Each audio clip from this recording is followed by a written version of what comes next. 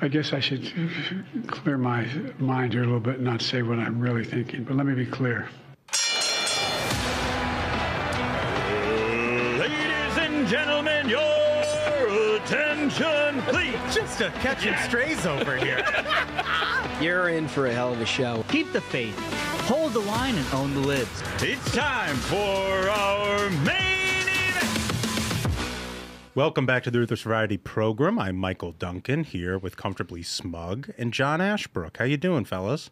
I'm doing great. Excellent. Ready to go for this show. I mean, we've got a lot. Everybody have a good long weekend? It was good. It was good. We had some sports. We had some family time. Typical weekend in our house. Well, I mean, I didn't have a long weekend because I value our listeners, and President's Day is not a day we take off. We take 0 days off. Mm-hmm. Yeah, that's right. We're here in the studio no matter what. I appreciate you pointing that out. It is President's Day currently, and we're here in the Variety Program studio headquarters giving you the news of the day because that's how much we love our fans. We love you so much. So much. You know who doesn't is apparently Josh Holmes. Yeah, he's not here. Yep, he's not in the studio today. Wait a minute. Oh, no. No. Oh, so sad. Yeah. Well, I had a complicated weekend. We got all that snow on Saturday. Mm-hmm. Made a snowman outside with Joey, our 4-year-old, and then took him to Lego Discovery. I saw the picture of the snowman, by the way. I mean, it was large snowman. Serious snowman. I don't know if it was the exact right temperature or something, that the snow was just really sticky, but it was perfect snowman snow. Anyway, so we built that. Then we went to Lego Discovery out in Springfield, in and out of the car, up and down, all this sort of things. Anyway, somewhere along the line, I threw out my back, which was really rough, and I'm still feeling it right now. But that's my dedication to you, dear listener. Still here. You're playing through the pain. And it's not like the normal, like sometimes you can wake up funny and your back is messed up. It's like the pinched nerve kind, which there is no solution for this. Yeah, like sitting is actually the most painful thing. There's no answer for how horrible it is. When you walked in here, I could see it in your eyes. I could see it on your face. Your eyes want to water because the pain is so real right now. It's like when you're standing sort of extra tall. Sort of stiff as a board. The sitting, not so great. But oh man! But what is great is the show we have for you today. That's right. That opening clip. Can we talk about that for a second? Absolutely. What is going on there? Yeah. So I think this is a prime example of we have a president who is completely incapable of the job. This is someone who is supposed to be the commander in chief. Like he's got his finger on the button. He's who this country depends on to make the tough decisions. And, I mean, he just doesn't know what he's doing because he's not all there. And that is beyond worrying. Like, it was brought up after that disastrous news conference about the 25th Amendment. This shows, to me, number one, is it that this cabinet surrounding him is indifferent to, like, that he's in this state? And they're like, we'll just run Weekend at Bernie's. We want to stay on power. Or is this the preferred outcome where they're like, hey, we can all run amok and do whatever we want because this dude's not there? Yeah. Well, look, I mean, this isn't the first time Joe Biden has had a verbal slip up, Ashbrook, but do you think there's any real chance he actually gets replaced on the ticket? I'm glad you asked because I do have a new theory on this. Okay. Oh. I think the answer to that question is absolutely. Really? I do. And I think so more than ever. On this show is where you heard for the first time the prediction that Biden wouldn't be the Dem nominee. And we're continuing on with that in a little bit more detail. In a little bit more detail today. Remember, Republicans' convention is in July. Right. The Democrat convention is in August. So they have time to see who Republicans nominate and swap Biden for somebody else. And let me tell you a theory on how they might do that. Because, of course, Kamala is the vice president, and now she is – we'll talk about this in a few minutes about the things that she's doing to try to, like, exercise her authority in the Biden campaign. But how they might do it is Biden comes to a recognition that he's not he's not up to serving 4 more years, and for the good of the party and the good of the country, he decides to step down, or I mean, so to not seek the nomination again. Right. And then a party figure, like say Barack Obama, comes to everybody who's important and says, what we need to do at the convention is put forward a list of a handful of names, and convention goers vote on who they think should replace Joe Biden. So that means that they aren't necessarily kicking Kamala to the curb. What they're doing is giving her the same shot that they're giving Gretchen Whitmer and Josh Shapiro, maybe Wes Moore, Yeah. a handful of other Democrats on the bench, maybe Gavin Newsom. Let's be honest, all better candidates than her. Right, but it's a way that they can execute the presto changeo without looking like the bad I like guys. it. I like that theory a lot. With cyber attacks on the rise, protecting your data security is more important than ever. So why is Congress considering a bill that puts your credit card data at greater risk of being hacked and exposed to foreign networks? The Durbin-Marshall credit card bill shifts billions in consumer spending to less secure payment networks, all so that corporate megastores can make bigger profits. Don't let Durbin-Marshall steal your data. Visit electronicpaymentscoalition.org and tell your senators to oppose the Durbin-Marshall credit card bill. So the Biden campaign's pretty active right now. So I think we should just get right into it here. We're from Axios. Headline is Biden defends deadly Afghanistan withdrawal. Doesn't think anyone made a mistake. Heck of a headline there. From the article, President Biden is privately defiant that he made the right calls on Afghanistan in 2021, despite the U.S. military's chaotic exit, according to the upcoming book obtained by Axios. Biden believes history will look kindly on his decision to end the 2-decade war, America's longest, even though it came at an enormous political cost to Biden, whose polling numbers have never recovered from the fallout. Mm-hmm. Well, this is everything we know. That was sort of the inflection point where he went underwater, never recovered. What are your thoughts?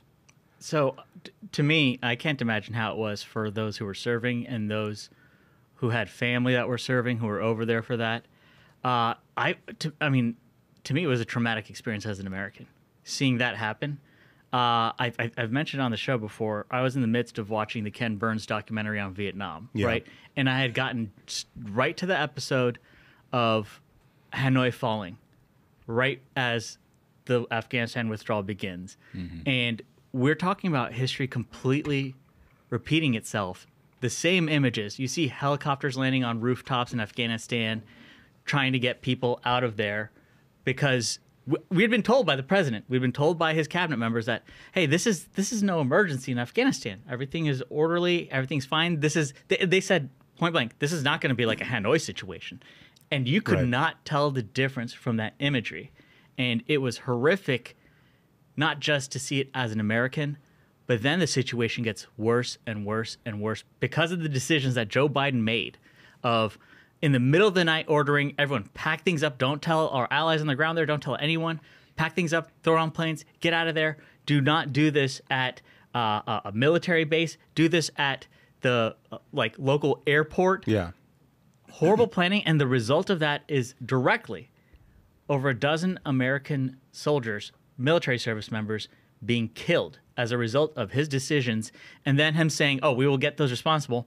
And he drone strikes a van full of kids. We have still not gotten any answers, any response to those American service members being murdered under his watch. Nothing's been done about it. And he's tried his best to hide from it. And meanwhile, the Taliban's driving around the countryside in American equipment. That we were told, oh, none of the equipment's operational. Well, they were flying around in helicopters. We left God knows how many hundreds of millions of dollars of our equipment, let alone the trillions that were spent there, let alone the blood that was spilled there. Mm-hmm. And to have it end like that under Biden's watch, under his command, and him acting like nothing ever happened. Yeah. What's interesting here, more from the article in Axios, the book provides fresh reporting and vivid scenes on the Biden team's decision to exit Afghanistan and the internal fights along the way. Ward, this is Alexander Ward from Politico, who wrote the book, captures the subtle and not too subtle tensions between the State Department and Defense Departments in the run-up to the withdrawal.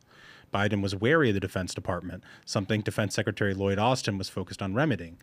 Biden was partial to the State Department, giving his time chairing the Foreign Relations Committee. His skepticism of the Pentagon grew after the Obama administration's debate in 2009 about the troop surge in Afghanistan. Biden felt the Pentagon boxed out Obama politically. Interesting. Very interesting. Maybe that sort of explains why no one seems to be on the same page about Bagram or this airport or how long it's going to take the Taliban to retake the country. Because I don't know if you remember this, but like they gave us assurances like Totally. Afghanistan's not going to fall. Like we're going to pull out, and then of course, you know, Taliban will come in and yada, yada, yada. But like you said, Smug, we had to like run out in the middle of the night. Yeah, and we were being shown those maps of Afghanistan on the news, like Right. in the days and during the withdrawal, where it was like, oh, well, the Taliban's like way out in the outskirts of the country. And then it was almost like day by day it spreads, eventually going closer and closer towards the center, towards the capital of Kabul. And the whole time, these people are assuring us in Biden's administration that, oh, this is fine. The Taliban's not going to take total control. And again, this was a strictly political decision that Joe Biden made because he wanted to try and spike the football and say, oh, on the anniversary of September 11th, we're out of Afghanistan. Right. And he was willing to do it at any cost, and this was the cost, Yeah, the lives of American soldiers and service members. Nobody did more for the Taliban than Joe Biden. Yeah. He makes Johnny Walker Lynn look like a piker. And I mean, that's the truth. And, Yeah. and this, and, you know, the really sad thing is I've talked to a lot of folks who've served. I had friends who served. And in private, they are willing to tell you how they feel about this. But so many of our service members have such a dedication to this country and, you know, chain of command and understanding, you know, he remains the commander in chief, that he has taken advantage of that fact of the military is going to stand with the Constitution, Right. chain of command, and remain silent as he allows to tell these lies to the public. So, yeah, I think you're absolutely right, which gives him the gall to be like, I didn't make any mistakes in this entire thing. Unbelievable. Lee Wolf, who served our country as a Marine himself, our producer here, made me this handy list here of some points of discussion where we might disagree with Joe Biden that he had a perfect withdrawal. Can't wait to hear this. Telegraphing an exact withdrawal date to the Taliban, who had been closing in on Kabul for over a year. Tightening rules of engagement so much, a Marine sniper who had positive identification on the bomber who killed 13 troops was never given authorization to take the shot. That's just incredible. Actually, can we just pause right there, Wolf, and can we play the Marine who testified to Congress that they had ID'd the Kabul bomber? Let's play that clip. I requested engagement authority while my team leader was ready on the M110 semi-automatic sniper system. The response, leadership did not have the engagement authority for us. Do not engage. I requested for the battalion commander, Lieutenant Colonel Brad Whited, to come to the tower to see what we did. While we waited for him, psychological operations individuals came to our tower immediately and confirmed the suspect met the suicide bomber description. He eventually arrived and we showed him our evidence, the photos we had of the two men. We reassured him of the ease of fire on the suicide bomber. Pointedly, we asked him for engagement authority and permission. We asked him if we could shoot. Our battalion commander said, and I quote, "I don't know," end quote. Myself and my team leader asked very harshly, well, who does? Because this is your responsibility, sir. He again replied he did not know, but would find out. We received no update and never got our answer. Eventually, the individual disappeared. To this day, we believe he was a suicide bomber. We made everyone on the ground aware. Operations had briefly halted, but then started again. Plain and simple, we were ignored. No one made a mistake. No one made a mistake. Unreal. That's what Joe Biden says. More here from the list. Democrats never make mistakes. If Right. you ask a Democrat, Right. they never take responsibility for anything because no reporter will ever write that they did anything wrong. Joe Biden publicly committed to keeping troops in Afghanistan until every American and ally was safely out of the country, then abandoned tens of thousands of them, consigning them to death at the hands of the Taliban. I still hear from people who went back over there to get translators out, to get people out. People that Joe Biden let hang from airplanes. I don't know if you remember all of those pictures. He No, says I think they made anyone no will forget mistakes, not a single mistake. And I mean, I think that's the another key part of this is there were folks who were over there who literally put their lives at risk because they were given assurances and they believed that America would stand with them when America said, listen, if you help us out, we have your back all the way. And so risking their own lives, they're like, I will help out these Americans. And so that imagery seeing them abandoned by Joe Biden sent a message across the world that Right. this is what happens if you help Americans. And then it was like the start of opening the gates of hell in foreign policy, where any dictator, anyone who wanted to cause trouble around the world, who wanted to cause harm to Americans around the world, we're still seeing the effects of it today. They've all been told, Joe Biden, it's open season on Americans because Joe Biden's not going to do anything to stop you. No mistakes. Didn't make any mistakes. No mistakes. You mentioned it earlier, Smug, but here, again, from Lee's list here, ordering a drone strike on an innocent family, then sending General Milley out to call it a righteous strike. Remember, that was our retribution for them murdering those Marines at the airport, was we drone striked an innocent family, and then no one apologized. Not a single mistake. Not a single mistake. I also think this one should be highlighted. Lying to the grieving families of the troops killed in the Kabul bombing by telling them his son died in Iraq. Like, we heard a lot from him in the previous week. If he was like, how dare you say I don't remember the death of my son? Well, it depends on the room you're in. Yeah. If you're at an American Cancer Society fundraiser, you say, oh, my son died of cancer. Right. If you're actually not looking at your watch and talking to the families of service members who gave their lives for this country, you tell them, oh, my son died in Iraq. I mean, there's no excuse for this. This is one of Joe Biden's biggest shortcomings, that his son is somehow more important than other people's sons. Yeah. And he sees it that way. The guy has lived in Washington and been a part of Washington for way too long. He can't even deliver a sentence in front of a microphone as president of the United States. He has to go now. And I told you, like, you know, for folks, realize he was a senator at the time Saigon fell in Vietnam. He's been a senator for that long. You would think he would remember the outcome of that war and how disastrous that withdrawal was. And he just repeated it himself. Yeah, stunning stuff. I want to get to our second story here, the one that you alluded to earlier, Smash, about Kamala Harris. This from CNN. Inside Kamala Harris's quiet effort to break through the Biden campaign's information bubble. Mm-hmm. More than 24 sources tell CNN that Harris has been gathering information to help her penetrate what she sometimes referred to as a bubble of the Biden campaign thinking, telling people she's aiming to use that intelligence to push for changes in strategy and tactics that she hopes will put the ticket in better shape to win.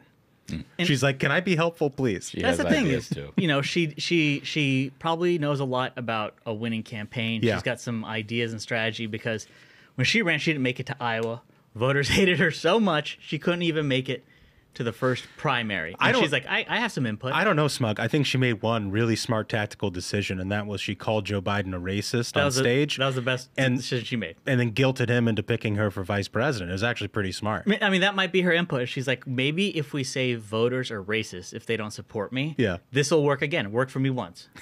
It's like everyone knows in this country, and there's a reason that Democrats are so hesitant to get rid of Biden is because they know they're stuck with Kamala. The only person more unpopular than Joe Biden politically in this country is Kamala Harris. And so that's like the catch-22. They're like, yes, we have to get rid of Biden. Oh, no, we're stuck with Kamala. So is this like a PR thing, you think, Ashbrook? Here's the thing. She's trying to make herself irreplaceable. They can't. I think she's scrambling. Yeah. I think she's trying to demonstrate some value here because I think she sees the writing on the wall that the actual person who's in charge of the Democrat Party is Obama, and that at that August convention, the super delegates and the other delegates have the ability to come together and replace Biden on the ticket from a range of potential suitors, and that she would be competing against people who were more likely to get the support of those delegates. And I think what she's trying to do is head them off at the pass. I really think that they are terrified of the polling that they're seeing. If you're looking at any of these polls, Trump is dominating Democrats, and it has a lot to do with Biden being on the ticket for them, and they know that Harris doesn't really improve that situation. Do you think this could possibly be like a kind of a reverse psychology thing where this is actually Biden loyalists putting these stories out to remind people, hey folks, it's Kamala. If it's not us, it's Kamala. So there is no decision. It's got to be Joe. It could be. I mean, ultimately, Like that press conference last week was a disaster. It really was. You know, and even the people who admire the president think so. And I just think the guy is going to come to. You really think he can be handing over the keys to the car? I don't think so. I don't. That's the thing. He's been so obsessed for so long. Again, I recommend folks read this book, What It Takes. It's about the 1988 presidential primaries, and you see one of the greatest books. It's probably the greatest book written about in politics. Richard Ben Kramer, excellent author, and it tells the story of every candidate. And the thing that you take away from Joe Biden is just single, fixated obsession with being president of the United States. I mean, like, he wanted it more than anything in his life. The entire time you see how obsessed he is, and he gets taken out because of the plagiarism scandal, right? Mm-hmm. His entire life he'd been building towards the moment of running for president, and he's done it multiple times since till he finally got across the line. I agree with Duncan. I don't think he gives up the reins willingly. They're going to have to, like, tie him to a chair, take him to the old folks' home before he gives it up. Yeah. It would be sort of funny, though, that Biden's undoing is the same sort of behind-the-scenes cloak and dagger stuff that basically made him the nominee after South Carolina, right? Oh, yeah. They all got in a room and they're like, okay, look, it can't be Bernie. You know, it can't be these other people. We got to find a consensus candidate. I mean, remember, Joe Biden was doing so terrible, they were writing the obituary of his campaign in 2020. 100%. He got smoked in Iowa, smoked in New Hampshire, and went straight to South Carolina for that rally, and then suddenly he's the nominee. And again, like you said, that backroom deal, essentially, that the Democrat bigwigs had, and Jim Clyburn essentially delivered it to Joe Biden. And interestingly enough, last week we find out Jim Clyburn is stepping down. Like, oh, I didn't see that. Yeah, he's done. So there's going to be the team that delivered it to him is out. Who's going to save Joe Biden from himself? Oh, I can't wait. And we got a lot coming up here on Ruthless. Trump launches his shoe line. He's got a new shoe line out. Have you guys seen this? Yeah. Yeah, interesting. I've seen him. Kicks. OpenAI has some wild AI-generated video content. You're going to want to see that. And if you're not on YouTube, you should definitely be on YouTube because, like, all of the variety we got here in the old variety program, it looks a lot better on YouTube. Yeah, for sure. A man was fined for carrying a huge python in his pants. I mean, sure that tough times. Shouldn't he be celebrated? No. Where was it? Knowing my pals, I'm sure this will be a G-rated segment. And finally, Democrats want to increase the minimum wage again. Wow. And I know a little bit about this story. It is wild. Let's get right into the Trump campaign. They were ordered. Trump was ordered to pay over $350 million for that business fraud case in New York. This was the bench trial, right? They were accusing him of inflating financial statements in order to secure these loans which he had repaid. But yeah, this was the last big civil case we were sort of waiting on. And yeah, nothing political about that judgment. Yeah. That's sort of a routine fine that's handed down from, court to court. And to put that in perspective, folks, that $350 million fine is more than the cost of the Louisiana Purchase after inflation. After inflation, $350 million is more than the Louisiana Purchase after inflation. Also, it's important to note that when they talk about these bank loans that were repaid, folks from these banks came forward and said, we think the valuations were sound. We're paid back. We don't know what's happening here. We don't understand the reason for this. Yeah. And because there is no reason for this except what Ashbrook said, politically. That's the reason for this, the reason that so many of these Democrat prosecutors who ran on, I'm going to sue Trump. For what reason?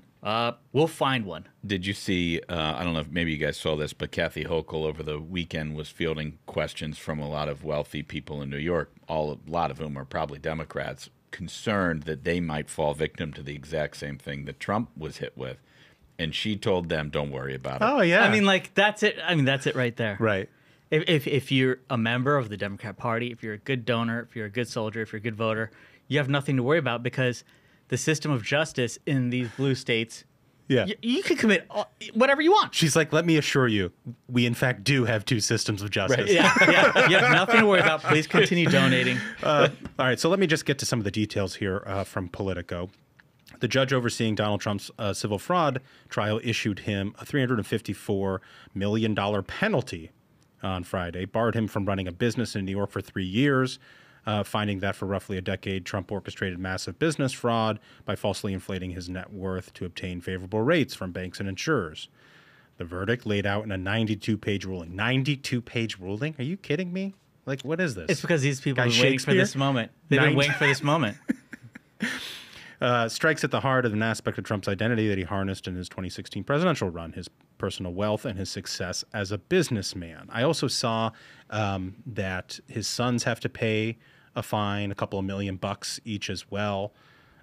So, I mean, look, obviously this is a political verdict, and this case, will hurt Trump's pocketbook. I mean, this is a serious chunk of change. And also, I read this story. I can't remember which. It was a great conservative attorney who was going through the ruling and saying this is a very interesting wrinkle that you don't typically see is, yes, he's allowed to appeal the decision, but they're demanding the $350 million to allow him to appeal. He's like, I haven't seen that before. Like, they are basically... Wait, they want the money? If you pay us the money, you can have your constitutional right to appeal the judgment? This is how outrageous this is, and how we talk about lawfare. This is clear as day. And I would be, That's not thank God I don't live in a blue state anymore. It's just because there is definitely no rule of law left in those blue states. Blue states are falling apart. Not only is this happening, this wasn't on our show sheet, and I'm sorry to raise this. Did you see in San Francisco there is a person who was appointed to the Board of Elections who is not an American citizen? Oh This is a woman from China who is on the Board of Elections. What? Sworn in, not an American citizen, can't even vote, and yet is determining the course of elections. And I think the best way to save democracy, blue states are falling apart. If we want to save democracy, foreign Chinese citizens be put in charge of our elections. Right. That seems like the most democracy She thing certainly possible. had a lot of experience with open and fair elections in China. I would love to see her CV. I mean, what a joke. But I mean, it just shows you these blue states are out of control. They are. Duncan, sorry. Let's get into the fun part of the Trump news here. This is from Axios. Trump's high-top sneakers sell out hours after launch. Former President Trump's high-top sneakers sold out hours after the launch Saturday at SneakerCon in Philadelphia. SneakerCon. I didn't even know that was a thing. So I saw a video of this. Did you see the video of his announcement? I saw it. It's a massive, massive convention because there's a lot of people who collect. It's a real thing, like Air Jordans and such like that. So this massive convention of people. This is not like a Trump rally where it's like a home crowd of folks who are cheering him on. Right. This is a sneaker convention. So there's like 5 or 6 people who are like, boo, what the hell's going on? And then like thousands of people start cheering. And Trump's like, these are my shoes. They're the best shoes. Many people have said this is the best appearance that's happened at SneakerCon. There's a woman crying in the front. Thank you so much. He turned a sneaker convention into a Trump rally. That's awesome. It was unbelievable. Nobody is better at that move than him. No I mean, he really understands how to capture people's attention in sort of like ways that other people don't even consider. And I mean, the following that he has, I think, to stress, this was not a Trump rally. The ability that he can command such a following in any audience, even when he's not there. There's y'all folks have probably heard about the Barrett Jackson auto auctions that they have. Yeah. Like all these exotic cars, great cars. Saturdays. So I saw one the other month where he had a Lamborghini Diablo. Wait, Trump had one? Yeah. Well, he didn't show up. Trump had a Lamborghini in the Barrett Jackson auction? Yeah. So he had sold this like blue Lamborghini Diablo from, I want to say it was like the late 80s or early 90s to somebody, and they put it up for auction. So it was known as Trump's Lamborghini, right? Get out of here. And I mean, it sold for like 3 times what a normal one goes for, and the crowd was packed. And as soon as the gavel dropped, the car was sold for over $1 million.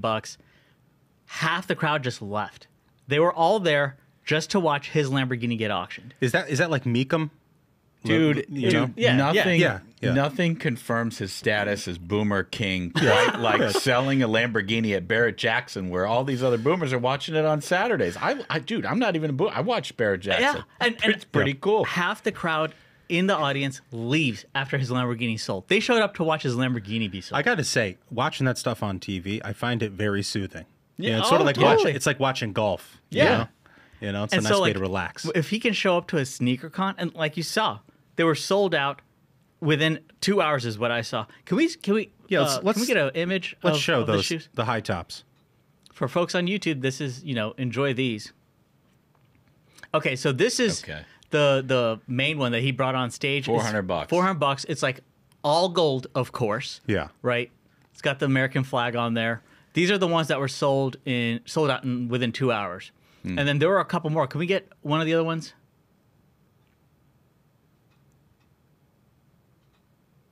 So this is the white on gold. Okay. $200. Yeah. So these are look like sort of like a slip-on low top boy, like an Allbird or something. So I pre-ordered these. You ordered them. You know it. And then can we get the other one? So these are the red ones. Huh. Also looks like pre-ordered these. So I'm looking forward to You ordered the supporting white and the red? Yeah. Well, some days you want the white Trump sneakers, some days you want the red Trump sneakers. Looking forward to wearing these this fall, supporting our presumptive candidate. Good for you getting that in early, because they're probably sold out. That's now the thing. too, right? They're going for $5,000 on eBay. So wait, are That's you the following this guy. are you gonna sell those on Hell eBay? Hell no. I don't know Oh, about the gold ones, if I'm being honest with you. That's why I didn't want the gold ones. I don't. It's a bit much. It's a bit much. I mean, They look like those bronze shoes. Yeah. They're bronze baby shoes, except you wear them. They look like the sort of like boxing shoes that Apollo Creed would wear. Yeah, that's right. They look They do look exactly like boxing Apollo shoes. Creed's shoes. Or like a the old Air Jordan 1s, like somebody just took a Yeah. bunch of gold spray paint to them, Yeah. and they're something. They're definitely a collector's piece. Yeah. Very They interesting. are, but you know what, man? When I was a kid, I wanted Reebok pumps. I didn't get them. I wanted Air Jordans. I didn't get them. I wanted Air Huaraches. Hold I don't on. know if anybody remembers Hold those shoes. on. I didn't get them. I'm not going to get these. The- I don't buy. I wasn't getting those when I was a kid. I'm not buying them. Reebok pumps were the one with the ball on top. Yeah, you yeah. pumped them up. Yeah. So like you'd pump it up and then see if you could dunk it. Yeah, and if you were walking out on the court with those, everybody was like, "Man, this guy, Yeah. maybe he's good." Yeah, it's gonna make you jump higher, play But- better. I didn't get those. I'm not going to get these. I'll let you try mine on. Size 13. Thanks. Well, you know what? You should sign them and put them on. Put them up for auction. I want him to sign them. President Trump, I hope you're listening. What if you guys co-sign them? Well, then that would go for like $500,000. Well, I think if we could get him in here for an interview, we should have you sign him and he sign him, and maybe we could auction them off for charity. Would you? I'll Would tell you you be that. willing to give them up? I'll tell you that. I will, if he's willing to sign them for charity, I'll let him pick if he wants the red ones or the white ones. We will sign them and auction for charity, 100%. Wow, Great idea. Yeah, you're such a philanthropist. yeah. I always try to help. You guys ready for some variety? Always. Okay. Well, we got lots of good stuff. OpenAI unveils AI that instantly generates eye-popping videos. Is this like the wave of the future, like AI everything? I know you're opposed to the robots, Ashbrook. What do you think about this? I mean, here's the thing. I think AI is bad. I think robots are bad. That's why, if you're going to listen to me, I would take us back to the 1980s, 1990s when life in America was a lot better than it is today. But Smug, maybe you have an opinion on where. I mean, mine's it's going. the absolute opposite opinion. So initially, years and years and years ago, when we first started seeing like all these robots and stuff, I was like, this is gonna be like Westworld. This will end in disaster. But then I thought a couple of things. Number one, this is starting to feel like the same way of when we switched from horses to cars. People are like, oh my God, cars are gonna kill us all. This is dangerous. I can trust my, stable horse. Now we know horses were the real problem to begin with. So if we don't harness this, we'll stay back. And beyond that, if we don't harness this, China will. Well, I agree that we should be the ones who are leading on this instead of China. And but I always that doesn't believe mean I like any it. technological advance, any weapon, any breakthrough America should have before any other country, because we're the most capable with power by far in this world, until this president showed up. And also, folks, I think you should see these videos. The AI is called Sora. Can we get some of these videos on the screen for the? Okay, so what you're seeing here is like a dancing kangaroo, and this is not generated So like this isn't Pixar. Oh, wow. And here you're seeing video, like photorealistic puppies playing in the snow. This is not actual puppies playing in the snow. Someone typed in, show me like golden retrievers playing in the snow, and it spits this out. Wow. It's so real looking. It's unbelievable. And so this is good. I mean, and you're my seeing here, it's like gosh. toucans on a tree. This looks so real. Well, and it's panning into them. Yeah. And it's like not clipping at all. Nope, it doesn't look weird. And see, that's the thing is they can create like these are little red pandas that are small enough to run around on a table for the folks who are listening. It all looks real. It's crazy. And this is the one that really impressed me. Is it looks like you've got like a drone footage maybe in Maine or somewhere near a lighthouse. It looks so real. To me, the first industry that this is going to totally change is stock footage, especially how much campaigns have to pay for stock footage to license it. If you want an ad and it's like, show me like from sea to shining sea. Right? You know what the famous one is that's in all the ads, and if you work on campaigns, you'll recognize this immediately. Young boy waves American flag in wheat field. I've seen that in 100 ads. And that's the thing is you type that into a prompt now and you don't have to pay to license it. You don't have to hire a cameraman to shoot it. Yeah. That's or going if to be you're a game watching changer. if you're watching Fox Biz, the money printing. There you go. Yeah, right. I mean, for a lot of this, it's going to make campaign ads cheaper.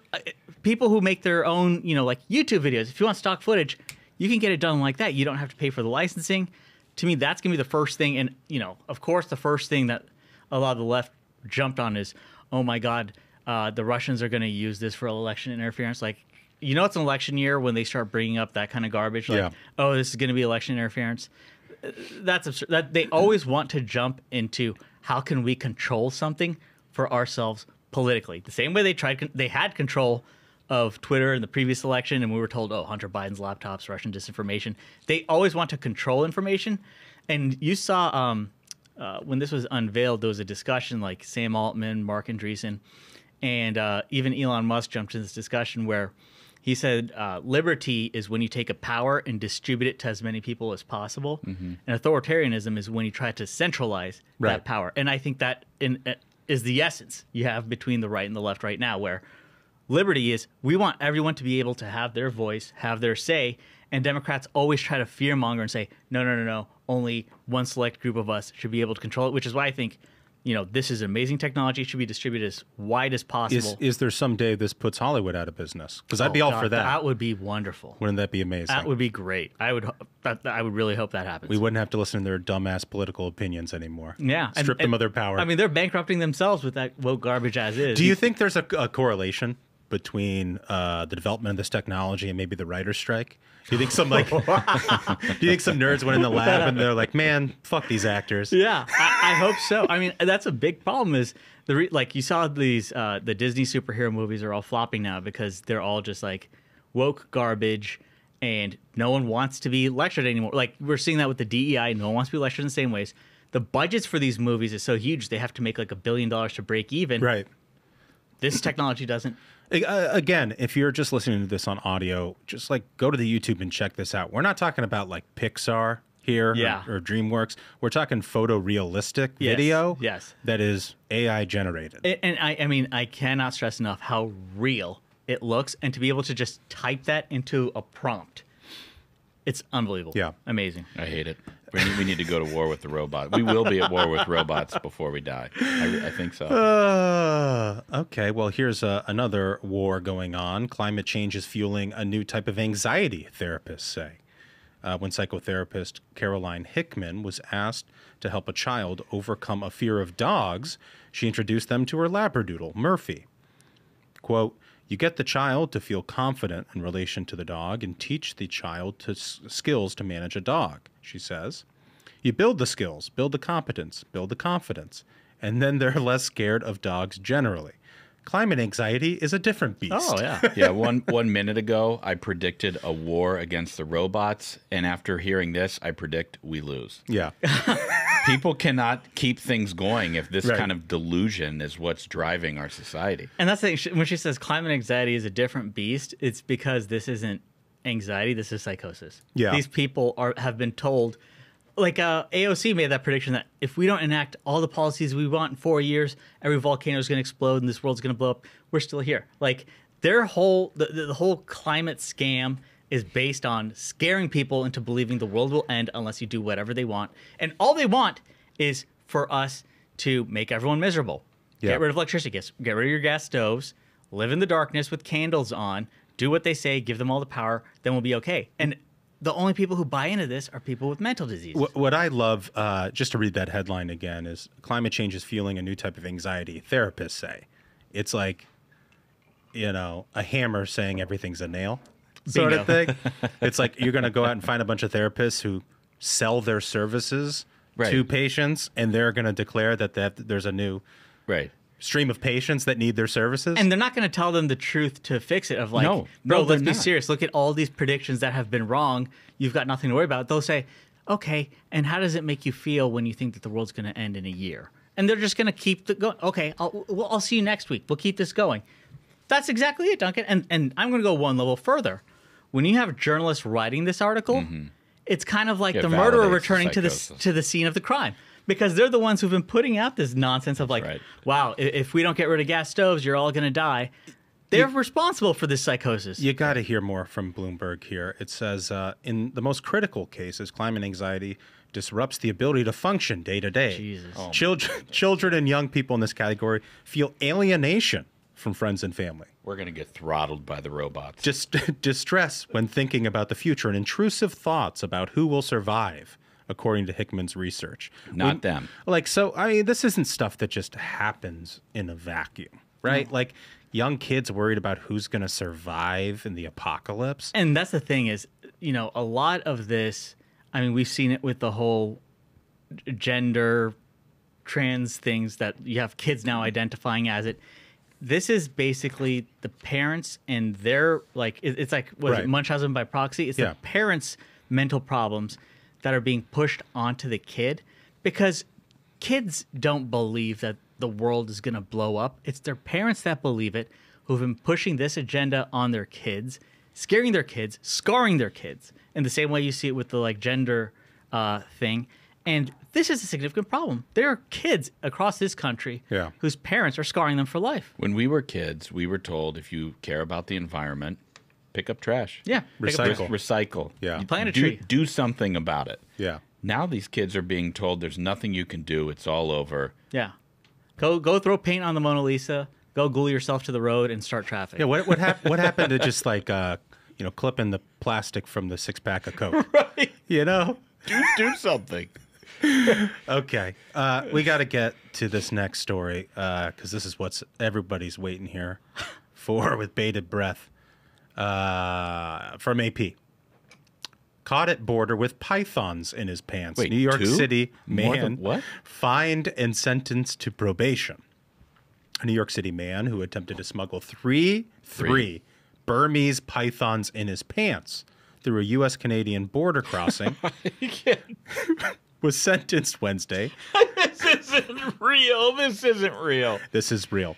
This is not real. The young adult snakes were hidden in the inner thigh of his pants in snake bags tied to the pants drawstring. This isn't real. Yeah. Free. So this is interesting. So I guess the ruling just happened with this fine and whatever in New York. It says this is Calvin Bautista crossed into northern New York with the hidden snakes on a bus from Montreal to New York on July 15th, 2018. Remember when we used to have a secure border? In 2018. Yeah. Nowadays, forget that. Like, I was watching the news. There's like 10,000 Chinese nationals now crossing into the U.S. You think, forget snakes. You weren't able to get snakes through. Now it's like anything can get through this border. Did you think the Burmese snakes, if they came across today, would get asylum? Oh, 100%. 100%. Each one of these snakes gets a hotel room in New York City. They get walk-around money. They get to rob stores. You know where they don't get asylum? The state of Florida. where Ron DeSantis has a wanted poster out for pythons. He does, Oh, doesn't that's he? right. Yeah, right. There's Yeah, bounties. they'd be dead. Right. They Yeah. wouldn't even get the bus to New York City. That's Calvin Bautista knew that. That's why he took his 3 pythons up to New York City. Is it like a real trade here? He's going to sell these snakes? That's the thing? I guess I don't know why. So this may be TMI. I once knew I had a buddy who had a pet snake, right? And he was like, "Oh, it's like a normal pet." I told him, "No, stupid idea. Everyone knows You pet your friend's snake, I Smug? never touched it because here's the other thing: is snakes are covered in urine. They've got no legs. They shit, they pee, and they slither around in it. So when you are having a pet snake, every time you pick it up and try to show people, you're covered in snake urine. It's disgusting. Like these are deranged people who have it as a pet in the first place. These snakes should be put to death. Ashbrook, you ever pet a snake?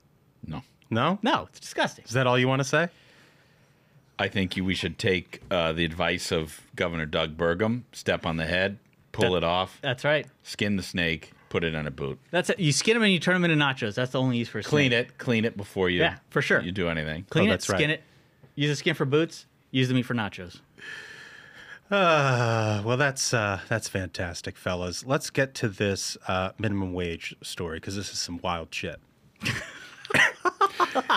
It's there's a Senate race going on out there, and they're all trying to one-up each other on how brain dead and left-wing they can be. Rep. Barbara Lee in California Senate race says minimum wage should be raised to $50. Candidates vying for California's U.S. Senate seat met on stage Monday for a relatively tame second debate, where California's cost of living was raised as a key issue. Barbara Lee, former mayor of Oakland, discussed a proposal to raise the minimum wage to $50 an hour. And this, again, this is like Bidenomics on steroids right here, because they're like, boy, California's got a high cost of living. It can't be that we tax everything to hell.